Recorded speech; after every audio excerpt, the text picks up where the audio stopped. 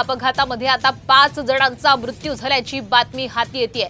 Kanchanganga express आणि मालगाडीमध्ये धडक झाली होती। या धडकेनंतर एक्सप्रेस गाडी हिरुळावरून घसरली।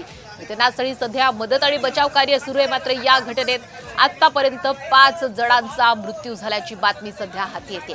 आताच्या घडीची सर्वात मोठी बातमी आपण साम टीव्हीवर पाहतोय। पश्चिम बंगालहून दार्जिलिंग रेल्वे स्थानकावर आपण या दृश्यांच्या माध्यमातून पाहू शकतो कशा पद्धतीने कांचनगंगा एक्सप्रेस आणि मालगाडीमध्ये धडक झाली।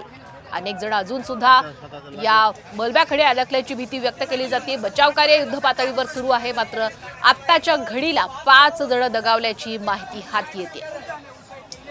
आणि या संपूर्ण घटनेमध्ये अपघातात अनेक जण जखमी झालेले आहेत। जखमींवर सध्या जवळच्याच रुग्णालयामध्ये उपचार सुरू असल्याची माहिती मिळते।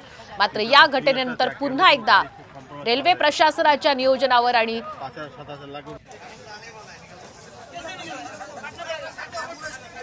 रेल्वे प्रशासनाच्या नियोजनावर पुन्हा एकदा प्रश्नचिन्ह उपस्थित करणारी ही घटना आपण सध्या पाहतोय। कांचनजंगा एक्सप्रेस ही मालगाडीला धडकली आणि त्यानंतर आपण पाहतोय कशा पद्धतीने बचाव कार्य सुरू आहे। मात्र मुसळधार पाऊस दार्जिलिंगमध्ये सध्या असल्यामुळे बचाव कार्यामध्ये अनेक अडथळे सुद्धा येत आहेत। आणि आत्ताच्या घडीची ही मोठी बातमी आणि महत्त्वाची दृश्य आपण साम टीव्हीवर पाहतोय।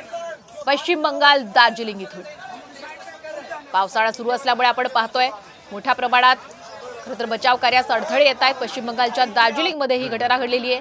सियालदेहला जाणाऱ्या कांचनजंगा एक्सप्रेसला मालगाडीने मागून धडक दिली। कांचनजंगा एक्सप्रेसचे अनेक डबे रुळावरून घसरलेले आहेत। काही डब्यातून धूर सुद्धा येतोय अशी माहिती मिळते।